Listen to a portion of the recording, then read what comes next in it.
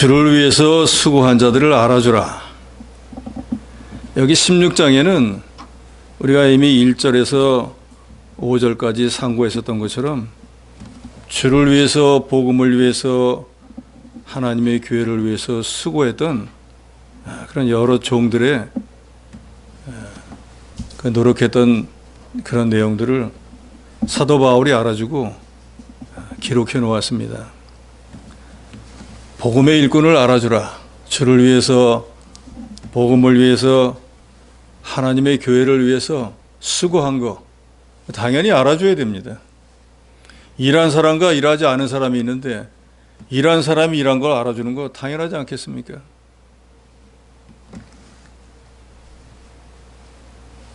마태복음 10장 41절에 보면은 선지자의 이름으로 선지자를 영접하는 자는 선지자의 상을 받을 것이요, 의인의 이름으로 의인을 영접하는 자는 의인의 상을 받을 것이요 라고 예수께서 말씀했습니다. 선지자를 영접한 사람은 그 선지자가 전하는 말을 하나님의 말씀으로 받아서 순종하지 않겠습니까? 그러니까 하나님의 말씀대로 살았으니까 그 사람이 하나님의 뜻대로 하나님의 의를 이루어가는 삶을 살았기에 선지자가 상을 받을 때 그 사람도 선지자와 같이 상을 받는다 그랬어요. 또 의인의 이름으로 영접한 사람도, 의인이 전하는 것은, 의인은 하나님의 말씀대로 사는 사람이 의인이잖아요.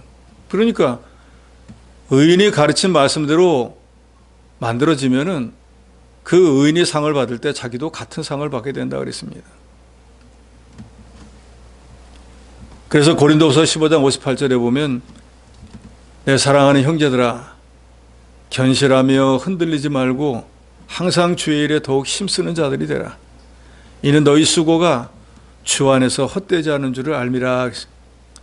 우리가 주를 위해서, 복음을 위해서, 하나님 교회를 위해서 수고한 거 결코 헛되지 않다 그 말입니다.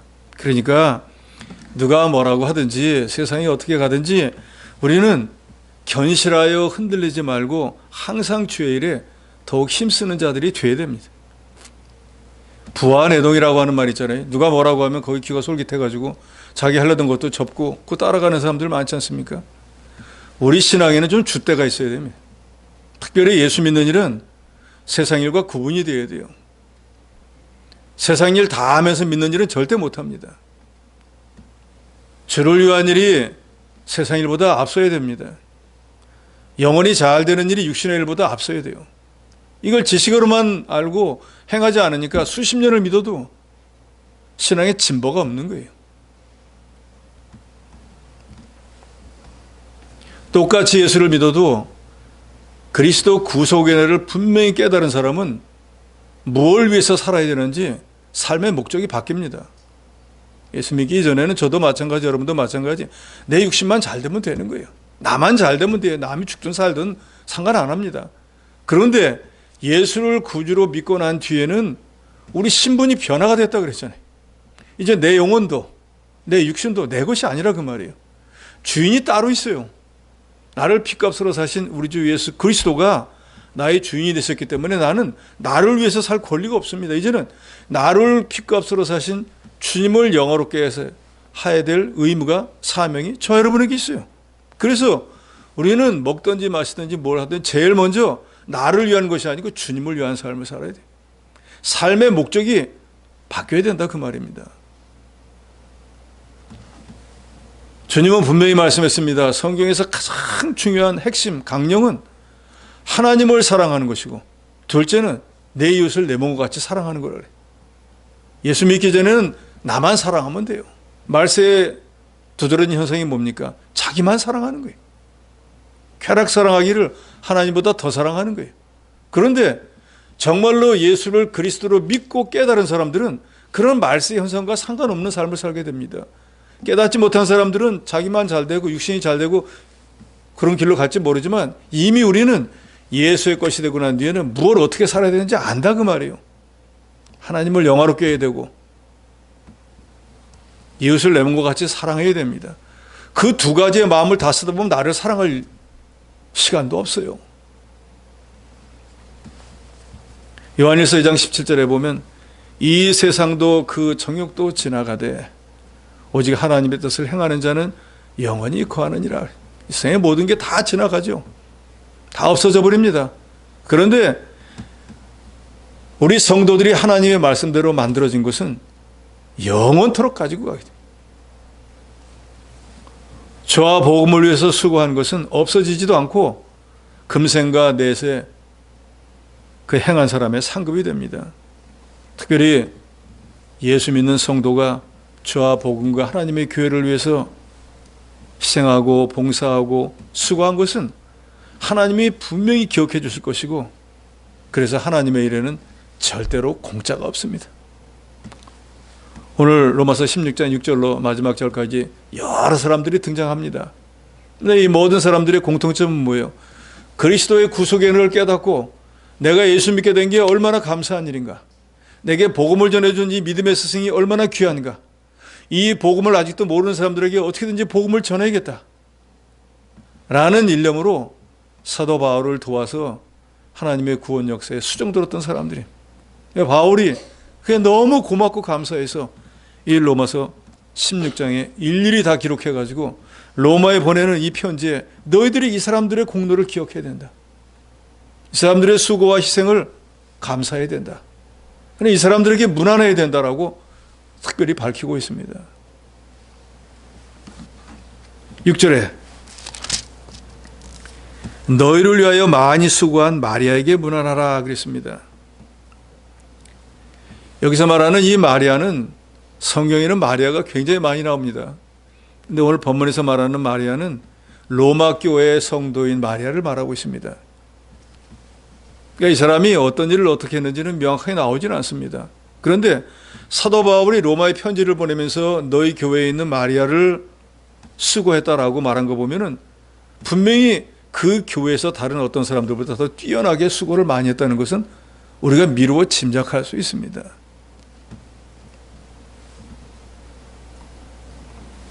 이 마리아는 이미 우리가 상고했던 베베나 브리스가 아굴라처럼 바울의 사역에 적극적으로 협력했을 뿐만 아니라 바울의 배후에서 선교 사업을 헌신적으로 지원했습니다. 그래서 이런 일들을 사람에게 다니면서 내가 바울 이거 뒤에서 내가 후원했어, 내가 도와줬어 한 적이 없는데도 불구하고 사도 바울이 이 로마서 편지를 통해서 로마 교회 성도들에게 이 마리아가 지금 어떤 일을 어떻게 했는지를 너희가 알고 기억하고 감사해야 된다라고, 그 사람에게 문안해야 된다라고 특별히 말하고 있습니다. 마태복음 10장 42절에 예수님께서 말씀하시지 않습니까? 누구든지 제자의 이름으로 수호자 하나에게 냉수 한 그릇이라도 주는 자는 내가 진실로 너에게 이르노니 그 사람이 결단코 상을 잃지 아니하리라. 저와 복음을 위해서 아무리 사소한 일을 했다고 할지라도 하나님께서 그거 잊지 않고 후에 분명히 상급으로 갚아주신다고 그랬습니다.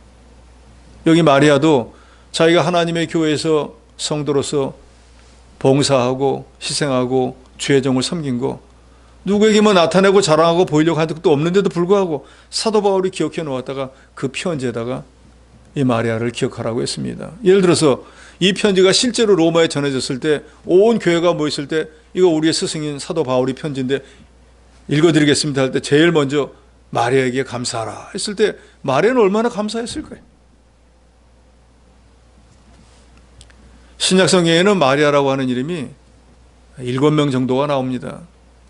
동정녀 예수님을 출산했던 예수의 어머니 마리아, 또 부활하신 예수님을 처음 만났던 막달라 마리아, 예수님이 십자가 지실 때 골고다 언덕까지 따라갔던 야고보의 어머니 마리아, 또 글로바의 아내 마리아도 있고요.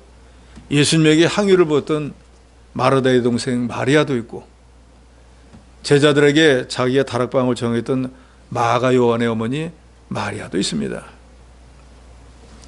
그런데 이 마리아라고 하는 이름을 가진 여인들의 공통적인 특징은 다 충성하고 헌신한 사람들이, 한결같이 신앙이 훌륭한 여인이었습니다. 7절에 보면 내 친척이요 나 함께 갇혔던 안드로니고와 유니아에게 문안하라. 그들은 사도들에게 존중이 여겨지고 나보다 먼저 그리스도 안에 있는 자라 그랬습니다. 바울이 여기 친척이라고 한 것은 실제로 자기의 피를 나눈 친척을 말하는 것이 아니고 그리스도 안에서 같은 동족이라는 의미로 사용했습니다. 근데 바울이 특별히 친척이다라고 하는 말을 누구에게 사용할 때는 실제 피를 나눈 형제처럼 열과 성을 다해서 자기를 섬겼던 사람들에게 그런 말을 씁니다. 그러니까 여기에 안드로니고와 유니아라고 하는 두 사람은 사도 바울을 자기 형제처럼 극진히 섬겼던 것 같아요. 그런데 7절 하반절에 보면 나보다 먼저 그리스도 안에 있는 자라 그랬습니다. 그것은 바울보다도 먼저 예수를 영접한 사람이었다 그 말이에요. 그러니까 터세라는 거 있잖아요. 내가 먼저 믿었기 때문에 남의 누가 오면은 자기가 주인 행사하잖아요. 바울이 아무리 사도라고 해도 이거 믿기는 내가 훨씬 전에 믿었어 하고 우습게 여길 수도 있는데 나중에 믿은 사도 바울이 하나님의 일을 하는 것을 귀히 여겨서 먼저 믿었지만 이 안드로니고와 유니아는 사도 바울을 잘 수종 들고 복음이 잘 전해질 수 있도록 여러 가지로 도와주었다는 거예요. 이런 게 참된 믿음이라는 거예요. 세상에서는 하루 뼈치 어디냐 하면서 막 서로 따지잖아요. 내가 더 높다, 내가 더 빨리 믿었다, 내가 더 뭐한다 하는데 하나님의 나라에서는 얼마나 주를 위해서 복음을 위해서 같이 협력하냐 그게 중요한 거예요. 그래서 우리가 교회 안에서 무슨 일을 할 때 하나님의 일만 잘 되면 돼요. 내가 잘 되려고 하니까 대접받으려고 하니까 다툼이 있고 분쟁이 있는 것이지 하나님의 일이 잘 되게 하려고 하면 무슨 다툼과 분쟁이 있을 수 있겠어요. 우리가 교회에 존재하는 목적은 딱 하나예요. 우리를 구원하신 우리 주 예수 그리스도를 영화롭게 하는 그 일을 우리가 하기 위해서 모여 있는 거지 다른 게 없습니다. 그 일을 하려고 하니까 중구난방으로 할 수는 없잖아요. 그러니까 하나님의 말씀을 가르칠 수 있는 목사도 있어야 되고 성도들의 영혼을 다스릴 수 있는 장로도 있어야 되고 또 실제로 하나님의 일을 맡아서 할 수 있는 집사도 있어야 되고 하나님 직분과 은사를 주신 것뿐이지 그 모든 직분과 은사를 통해서 해야 되는 일은 딱 한 가지예요. 그 직분과 은사를 주시는 우리 주 예수 그리스도 하나님을 영화롭게 하는 일이 우리는 다 그리스도의 지체예요. 하나님의 교회는 그리스도의 몸입니다. 우리는 그 예수님의 몸을 구성하는 팔, 다리, 몸 이런 요소와 같아요. 그러니까 우리 하나로는 아무것도 못해요. 손 하나 가지고 뭘 하겠어요? 발 하나 가지고 뭘 하겠어요? 모든 것이 다 구비가 됐을 때 그것이 기능을 발휘할 수 있는 거지 하나만 똑 떨어져서는 아무것도 못해요. 그와 같이 하나님의 교회에서도 나 혼자 독불장군해서는 안 돼요. 우리는 그리스도의 몸을 이루어나가는 지체인 줄 알고 이 몸 대신 예수 그리스도 즉 교회만 잘 되면 되는 거예요. 이런 믿음을 여러분 가지시기 바랍니다. 그러면 우리가 누구에게 무슨 교회에서 무슨 일을 하다가 인정 안 해줬다 그게 뭐가 대수예요. 내가 하나님의 일을 못하는 게 문제지 일을 했으면 된 거예요. 알아주고 안 알아주고 차후의 문제예요. 여기 마리아 로마 교회에서 그렇게 수고하고 봉사했지만 다른 어느 성경에 로마 교회에서는 마리아가 제일 수고했다가 어디 나옵니까? 안 나와요. 그렇지만 사도 바울이 다 기억해 놓았다가 그 수고한 거 모든 성도들에게 이 사람이 이렇게 수고 많이 한 거 알아줘야 된다. 문안해라 하고 밝혔던 것처럼 우리가 이 땅에서 하나님의 교회를 위해서 수고한 거 누가 알아준다고 할지라도 하나님 앞에 가면 다 알려지게 되어 있습니다.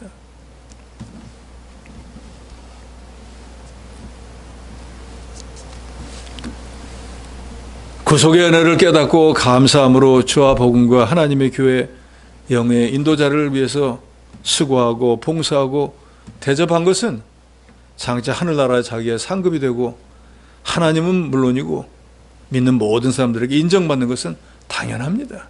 그러니까 바울이 내 친척처럼 피를 나눈 형제처럼 나를 이렇게 위해 내가 복음 사역을 할 수 있도록 도와주었던 이 두 사람을 너희가 기억하고 문안하라 하고 로마 교회에 분명히 말하고 있습니다. 8절로 9절에 보면 암블리아, 우르바노, 스타고라 하는 사람이 나옵니다. 암블리아는 바울이 주 안에서 내 사랑하는 암블리아라 그랬습니다. 특별히 개인적인 애정을 가지고 이 사람의 이름을 언급하고 있습니다. 그런데 이 암블리아라고 하는 사람은 노예 생활을 하다가 해방된 자유인으로 여겨집니다.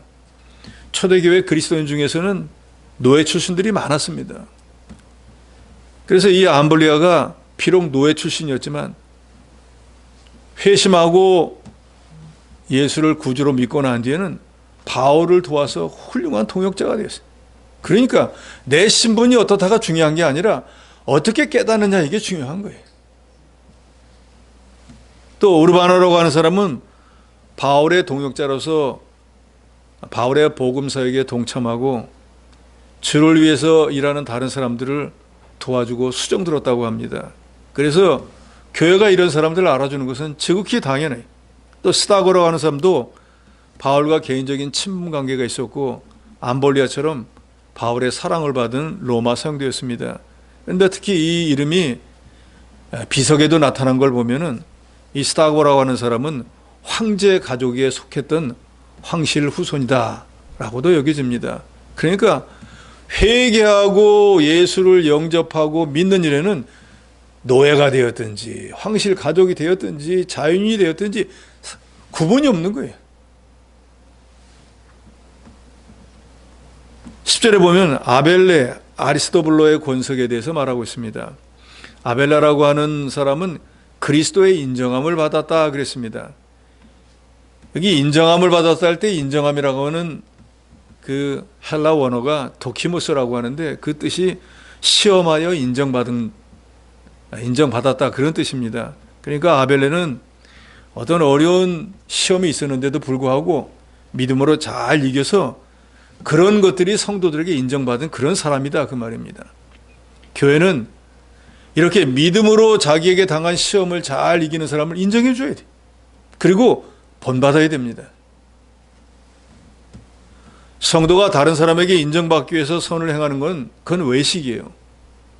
잘못된 것입니다. 그렇지만 하나님이 주시는 여러 가지 시험을 믿음으로 잘 이기면 그거는 여러 사람들도 인정해 주고 다른 사람들에게 도전을 하게 돼요. 우리가 성도의 교제를 나눌 때도 그런 교제를 좀 나눠야 됩니다. 어려움을 당하는 성도 있을 때 나도 예전에 비슷한 경우가 있었는데 이렇게 해서 믿음으로 이겼어 하면 그 사람에게 힘이 되고 나도 한번 해봐야겠다 이런 도전 의식을 갖게 되는 거예요.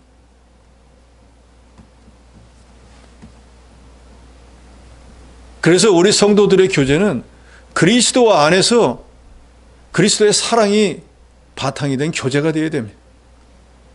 서로 격려하고 서로 칭찬하고 서로 높여주고 그래서 어려움을 당하고 시험을 당한 성도가 믿음으로 이길 수 있도록 인도해야 됩니다. 때로는 사람의 위로가 필요하잖아요. 그렇지 않습니까? 말씀으로만 위로하는 게 사람의 위로도 진짜 필요해요. 너무 말씀만 가지고 하면은 다 알죠. 어느 목사님과 제가 통화를 하는데 아이고 다 알고 있어요. 그런 거 말씀 안 하도 압니다. 제가 이해해요. 그랬더니 그분이 김 목사만 딱 그렇게 말하네. 딴 사람들은 다 하나님이 뭐 하면서 맨 똑같은 소리. 우리가 늘 하는 얘기 뭐예요? 이 시험을 잘 이기면 더 좋은 믿음이 될 거예요. 하나님의 뜻이 다 있을 거예요. 합력하여 하나님이 선을 주니까 더 좋은 거 주실 거예요. 그거 다 들었다 그 말이에요. 저도 물론 그렇게 얘기하지만 또 인간적인 면으로 하니까 자기가 조금 위로받는다 그러더라고요. 그런데 근본적인 위로는 하나님의 위로를 받아야지 사람의 위로를 받아서는 안 됩니다. 그런데 너무 하나님의 말씀만 가지고 위로를 한다고 하면 위로가 안 된다 그 말이에요. 사람이기 때문에. 더더욱이 우리가 신앙생활하면서 어떤 사람이 정말로 우리가 생각지도 못한 일을 그런 큰 고난을 믿음으로 이겼다 라고 하면 간증처럼 들릴 때 야, 이길 수 있는 거구나 하고 나도 그런 어려움이 왔을 때 지금 이 시험을 믿음으로 이겨봐야겠다 할 수 있게 된다고 하면 그 자기 고난을 통해 가지고 믿음을 이길 수 있었던 믿음으로 극복할 수 있었던 그 사람에게 엄청나게 고맙게 생각할 거예요. 우리 성도의 교제가 그런 교제가 돼야 돼. 한 주간 동안에 하나님께 받은 은혜, 내가 하나님 앞에 이런 은혜로 일이 이렇게 잘 되었어. 어려움이 있었지만 내가 믿음으로 이렇게 이겼어. 하는 이런 교제들이 돼야 돼요. 세상 얘기는 세상에서 아주 머리가 아프도록 했잖아요. 그런데 주일날 또 모여가지고 또 세상 얘기를 한다고 하면 좀 그렇지 않습니까? 여기 아리스토블로라고 하는 사람은 아리스토블루스와 헤로디온 헤롯 가문의 사람이라고 합니다. 그래서 이 사람도 왕가 출신이었는데 예수를 믿고 바울의 동역자가 되었다라고 합니다. 11절에 보면 헤로디온 나기수의 권속 중 주 안에 있는 자에게 문안하라 그랬습니다. 이 사람들도 7절에 안드로니고 유니아처럼 자기 친척이라 하고 사도 바울이 말했습니다. 그러니까 이미 말한 것처럼 자기에게 실제 친척은 아니지만 친척처럼 혈육처럼 이 사도 바울과 친밀한 관계에 동역했던 사람들이 바로 이 헤로디온이었습니다. 바울은 주로 이방인을 대상으로 한 선교를 했지만 자기 동족이었던 유대인들에게도 특별한 애정을 가졌습니다. 그래서 이미 우리가 로마서 상고를 했지만 어떻게든지 자기 민족이 이 구원만 받는다고 하면은 자기가 희생이 되더라도 자기 민족이 어떻게든지 구원받기를 늘 사모한다고 그랬습니다. 그래서 지금 대부분 유대인들은 복음을 거절하고 있지만 장래 하나님께서 그 사람들도 구원해 줄 것을 믿었습니다. 인지상정이잖아요. 이방인들도 구원받는데 나하고 똑같은 내 동족이 구원 못 받다는 게 얼마나 안타까운 일이에요. 다른 사람이 나가서 열심히 전도하는데 내가 조금 구원 못 받는데 얼마나 마음이 타겠어요. 당연한 얘기죠, 그거는.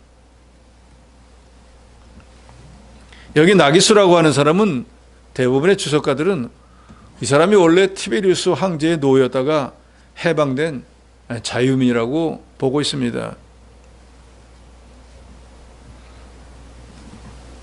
그런데 이 나기수는 기독교로 개종을 하지 않았는데 그의 권속 중에서 몇몇 사람들이 예수를 믿고 성도가 되었습니다. 그래서 칼빈은 이 나기수에 대해서 이런 말을 했습니다.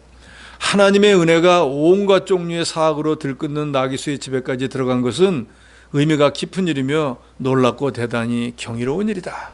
그러니까 나기수는 불신자예요. 그런데 그 집안의 몇몇 사람들이 예수를 믿게 됐다. 이건 하나님의 특별한 은혜라 그 말이죠. 그렇지 않고서는 그 사람이 주인이 안 믿으면 밑에 사람들이 다 믿어야 되는데 믿는다고 하잖아요. 그 우리나라에서도 경남 합천 같은 데가 이 복음이 최고로 안전해진대요. 그러니까 과거 시대 때 보면 극동방송 같은 데서 올해 복음 전도 1%만 들리지 하는데 그런 데예요. 왜? 성씨들이 살고 있으니까 제일 위에 어른이 뭐 하면은 다 듣는 거예요, 밑에 사람들이. 근데 말 안 들었고 예를 들어 다 유교 사상을 갖고 있는데 혼자서 예수 믿는다. 쫓겨나는 거예요, 집성촌에서. 그러니까 거기서 안 쫓겨나려고 안 믿는 거예요. 그러니까 이 나기수라고 하는 집안도 나기수가 믿지 않는 사람인데 그 밑에서 믿었다가는 큰 곤욕을 치를 거 아니에요? 그런데도 불구하고 그 나기수 집안에서 몇몇 사람이 예수를 믿게 돼서 칼빈은 참 이게 하나님의 큰 역사라 하고 말했습니다. 복음은 이렇게 신분이나 가문을 초월해서 모든 사람에게 구원을 주는 하나님의 능력이다 라는 것을 이 나기수 집안을 통해서 증명하고 있습니다. 그래서 이런 일을 볼 때 우리가 지레 판단하잖아요. 저 사람은 예수 안 믿을 것 같아. 다른 사람은 다 돼도 안 될 것 같아. 그런 사람 있잖아요. 그럼 우리 생각이다 그 말이에요. 그래서 제가 다른 교회 심호할 때 그거 시험 좀 해봤어요. 길에서 전도지 들고 저 사람은 전도지 받을 것 같다. 그러니까 전화 전에 안 받는 경우가 더 많아요. 저 사람은 받을 것 같다면서 주면은 아예 얼굴도 안 쳐다보고 하는 경우. 그러니까 전도지 하나 주는 것도 내 마음대로 안 돼요. 내가 겉으로 볼 때는 사람이 온유하고 하니까 받을 것 같다 하는데 안 받아요. 그런데 하물며 진짜로 그 사람이 예수를 믿을지 안 믿을지 어떻게 알겠어요? 그러니까 우리가 때를 어떤지 못 어떤지 전해야 되는 이유가 바로 여기에 있는 거예요. 언제 믿을지 모르는 거예요. 그 사람이 믿을 사람이 안 사람일지도 모르기 때문에 전해야 될 사명은 저 여러분에게 있는 거예요. 그래서 그 사람이 정말로 하나님이 택한 자면은 세상 떠나기 전에 믿게 되는 거예요. 12절에 주 안에서 수고한 드루베나 두루보사에게 문안하라 했습니다. 그래서 이 두루베나나 두루보사는 아마도 자매 아니면은 쌍둥이였을 것이라 하고 추정합니다. 근데 이 이름은 보통 귀족들이 사용하는 이름이기 때문에 이 사람들은 아마 귀족 집안이 아니었는가 라고 여겨지고 있습니다. 주 안에서 수고한 자라 그랬습니다. 귀족들은 태어나면서부터 금수저를 물고 나오잖아요. 그러니까 일반 평민들하고는 전혀 다른 삶을 살아요. 그러니까 평민들은 알지도 못하는 음식을 먹고 그러잖아요. 평민들은 살지도 못하는 집에 살고 그래서 육신적으로 부족함이 없는 삶을 사는 사람들이기 때문에 그런 사람들이 그렇지 못한 사람들과 같이 어울려서 주 안에서 수고한다는 건 대단한 일인 거예요. 그렇기 때문에 자기의 몸과 좋은 여러 가지 신분을 내려놓고 그렇지 못한 사람들과 교회 안에서 같이 어울리면서 그 사람들이 신앙생활을 할 수 있도록 여러 면에 돕고 복음을 위해서 협력한 이 사람들을 교회가 기억해 줘야 된다라고 바울은 말하고 있습니다. 또 12절 하반절에 보면은 주 안에서 많이 수고하고 사랑하는 버시에게 문안하라 그랬습니다. 이 버시는 페르시아 노예 출신입니다. 그런데 또 여자였어요. 독신으로서 교회를 위해서 다른 사람보다 더 많이 수고했기 때문에 바울뿐만 아니라 모든 교회가 사랑하는 여인이 되었습니다. 그러니까 주를 위해서 복음을 위해서 수고 많이 하면은 알아달라고 하지 않아도 사랑해달라고 하지 않아도 좋아해달라고 하지 않아도 이렇게 바울을 비롯해서 모든 교회가 사랑하는 사람이 된다는 거예요. 나만 사랑해달라, 나만 사랑해달라고, 나만 알아달라고 하지 않아도 그게 정말로 사랑하고 알아달기를 원하면은 주를 위해서 복음을 위해서 희생하고 봉사하세요. 그러면 하나님이 알아서 사랑해 주시고 성도들의 마음을 움직여서 좋아하게 하고 그렇게 됩니다. 교회를 위해서 수고하고 복음운동에 많은 유익을 준 사람은 인정해 주는 것 지극히 당연합니다. 그러한 수고는 또 영원히 없어지지도 않습니다. 13절에 보면은 주 안에서 택하심을 루포와 그의 어머니에게 문안하라. 그의 어머니는 곧 내 어머니라 그랬습니다. 마가복음 15장 21절에 보면은 예수님이 십자가를 지고 골고다 언덕으로 올라가다가 십자가가 너무 무겁고 힘들어서 매지를 못하고 넘어집니다. 이 로마의 법은 자기 십자가를 자기가 지고 가야 돼요. 그런데 예수님이 매 많이 맞고 머리에 가시관을 쓰고 온갖 고초를 당했기 때문에 힘이 없어서 더 이상 못 들고 가니까 넘어져서 갈 수가 없으니까 그때 로마 군병이 한 사람을 지적합니다. 너 이리 나와. 한데 그 사람이 구레네 시몬이었어요. 근데 그 사람은 예수님 만나려고 온 것도 아니고 지나가다가 군병에게 지적을 당했고 나와서 이 십자가 네가 대신 져 하는 바람에 앉으려고 하니까 앉으면 군병에게 큰 손해를 당할 것 같아요. 억지로 마지못해갖고 예수님의 십자가를 나 이 사람 때문에 나 이거 지금 내가 이거 질 일도 아닌데 하면서 억지로 지고 골고다 언덕까지 같이 갔습니다. 그런데 그 골고다 언덕에서 자기가 지고 갔던 십자가에 예수님이 못 박히고 그 다음에 하늘에서 일어난 여러 가지 일들을 볼 때 이 사람이 정말로 하나님의 아들이었구나 하는 걸 깨닫고 난 뒤에는 돌아가서 예수를 영접하고 자기 아내, 자기 아들들에게도 다 예수를 믿어야 된다 하고 온 집안이 예수를 영접하게 되었습니다. 그래서 그 아들 중에 하나가 루포예요.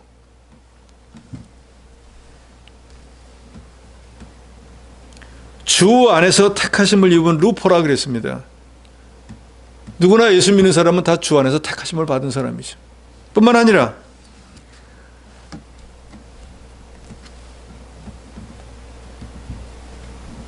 그의 어머니에게도 문안하라 그랬는데 그 루포의 어머니는 곧 내 어머니다 라고 사도 바울이 말했습니다. 내 친척이다 라고 하는 것처럼 실제 사도 바울의 어머니가 아닙니다. 그런데 그 루포를 구원해 주신 하나님께서 그 어머니도 구원해 줬는데 그 어머니는 내 어머니 같다고 사도 바울이 로마 교회에 말합니다. 우리가 보통 남의 어머니를 어머니라고 부를 때는 어떨 때 그렇게 부를까요? 결혼해가지고 사이가 장모님 안 하고 너무 친근할 때 어머니 이렇게 부르지 않아요? 친구들이 친구 어머니를 갖다가 친하게 지나면은 어머니라고 부르지 않습니까? 그러니까 사도 바울이 루포에가 예수 믿고 하나님의 일꾼이 되었는데 그 루포의 어머니를 사도 바울이 어머니라고 부를 정도면 얼마나 친근하게 지냈으며 또 그 루포의 어머니가 실제 육신의 부모처럼 사도 바울을 얼마나 아꼈으면은 바울이 이분은 내 어머니와 같다라고 말씀했겠습니까?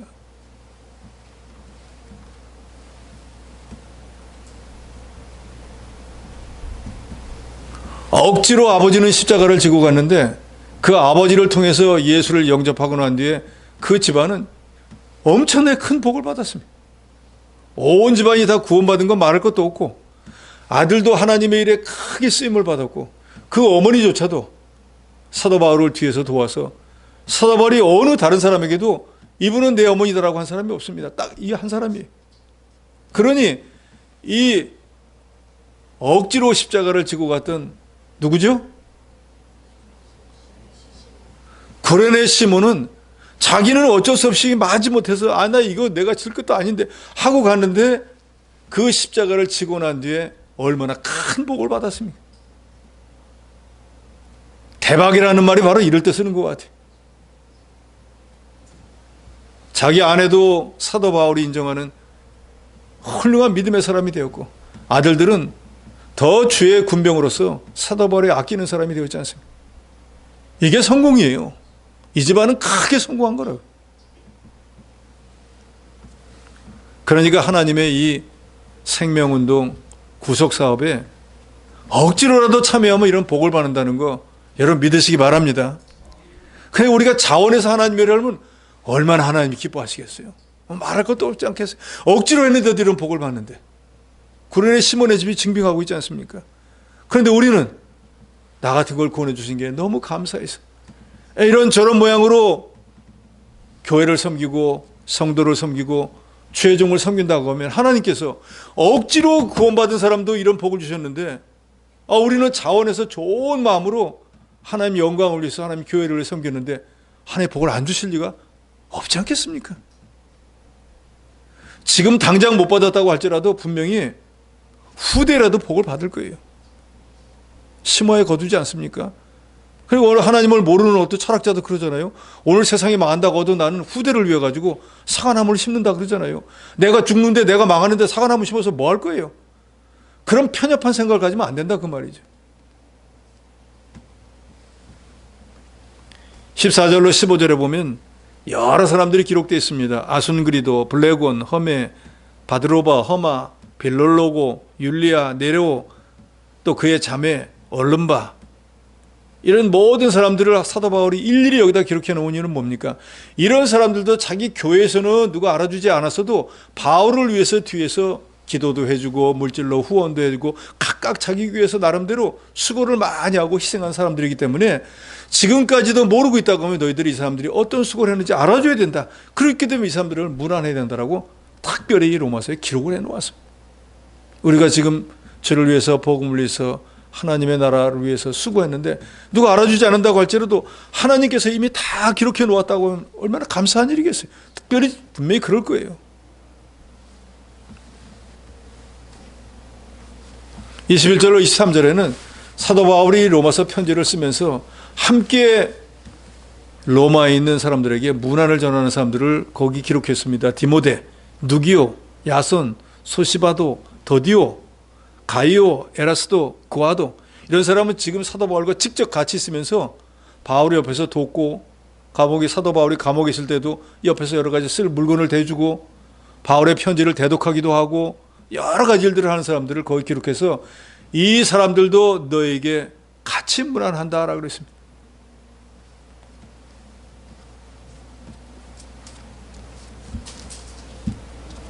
그러니까 사도 바울은 조금이라도 자기와 함께 주를 위해서 복음을 위해서 생명운동을 위해서 수고한 사람의 그 수고를 하나도 잊지 않고 다 기록해 놓았다가 이 로마서에 또 갈라디아서에도 보면 또 그런 기록되어 있는 게 나옵니다. 다 설명해 놓아요. 그러면서 17절에 보면 형제들아 내가 너희를 권하노니 너희가 배운 교훈을 거슬러 분쟁을 일으키거나 거치게 하는 자들을 살피고 그들에게서 떠나라 그랬습니다. 바울은 분명히 성도들 간에 서로 사랑하고 친교하라고 가르쳤는데 여기 17절에서는 바른 진리를 거스리고 분쟁을 일으키는 자가 있으면 거기서는 떠나라는 거예요. 거짓 선생들은, 거짓 선지자들은 성도들을 분열을 조장하고 이 교회 연합을 깨트리려고 합니다. 그래서 그 사람들의 목적은 자기 교훈을 따르기 위해서 자기를 모시게 하려는 목적이에요. 이단은 뭐예요? 하나님 말씀에 떠난 것들인데 대부분의 이단의 교주들은 다 자기를 섬기라 그래요. 성도들의 영혼을 망치는 길로 인도합니다. 그러니까 그런 거짓 선지자를 용납하면은 교회가 부패하고 타산해 버릴 수밖에 없습니다. 그러니까 그런 데서 나오라는 거예요. 17절 하반절에 보면 그런 사람이 있는지 잘 살피고 그들에게서 떠나라 그랬습니다. 어느 시대나 바른 교훈을 거스리고 그릇된 교훈을 퍼뜨려서 진리를 무너뜨리고 순전한 교인들을 미혹하는 역사가 늘상 있습니다. 그래서 그런 사람들의 교훈은 누룩과 같아서 그냥 내버려두면 온 덩어리를 다 썩게 만드는 것처럼 온 교회를 더럽힐 수밖에 없습니다. 그래서 우리가 바른 진리를 우리 자신이 먼저 깨닫고 그 진리를 파수해 나가야 돼요. 그래서 하나님 말씀을 알아야 되는 이유가 여기 있어요.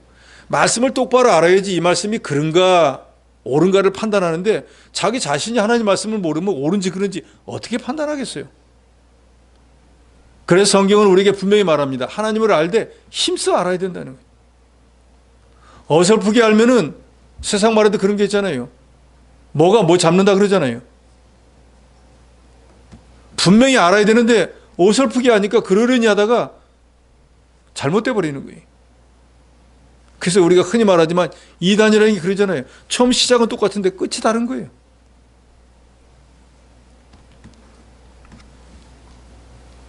그래서 17절에 살피고 그들에게 떠나라 하는 말은 단번에 저에게서 돌아서라 하는 뜻이 있습니다. 생각해 볼 필요도 없이 돌아서라 그 말이에요. 그러니까 이단하고 무슨 얘기하고 성경으로 막 가르치고 이기려고 할 필요 없어요.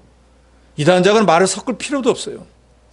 우리는 우리 신앙 지키면 되는 거예요. 그 사람들 성경 가지고 이겨봤자가 1대0 해가지고 얻는 게 뭐 있어요? 아무것도 없어요. 시간 낭비밖에 없어요.